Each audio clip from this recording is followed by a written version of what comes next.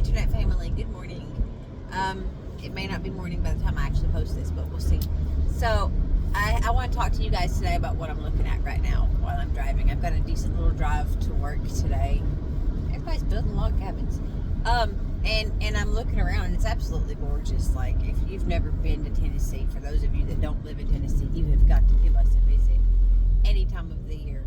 But right now, so spring is coming. Spring is on its way in. It's got one foot in the door, and winter's got one foot out the door. And like right now, I can see death from winter. You know, the brown, the dreary. Some of the trees are still completely bare.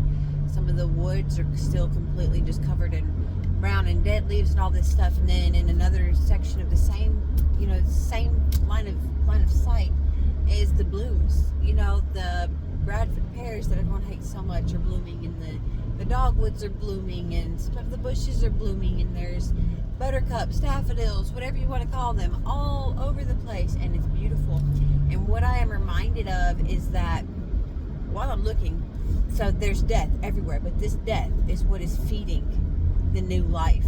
So without the things that died, beginning last fall, when the leaves begin to change color, which is also absolutely extraordinary, especially here in Tennessee. It's so gorgeous when the leaves start turning to all the different colors. But when those leaves start turning and falling, and everything starts dropping to the ground and losing its vividness, losing its life, losing everything in it that's beautiful, and becoming just barren and dead, all of that becomes the compost for the new life. And here's the key to that, though, is that it's not instantly available to produce new life. It is not instantly useful. Matter of fact, as these leaves fall, they smother everything. They kind of, if you've got a tree that sheds a ton of leaves in the fall and you don't get those leaves up, it's going to kill your grass before the winter does. You're going to have a bare spot under those leaves.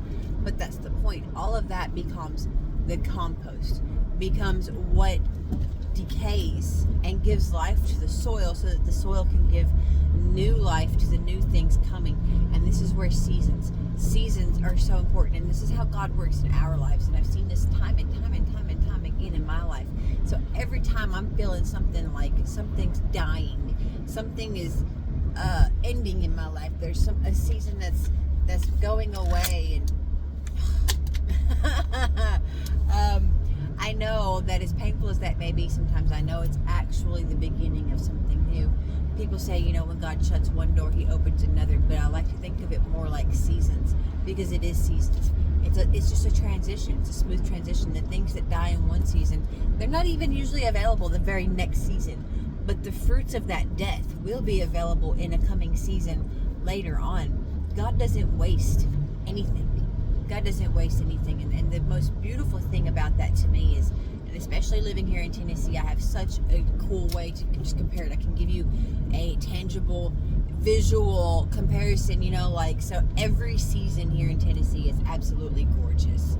And every season, okay, maybe not such a smooth transition, but we know how to know. Like, this is the beginning of spring, and we can see spring and winter still in front of us right now, and all the evidence of the death that we just experienced in the environment around us, and the life that's springing forth. And that's the same with our lives, guys. It's the same exact with our lives. We transition from one thing to another, and sometimes we're kind of stuck in the middle for a little while.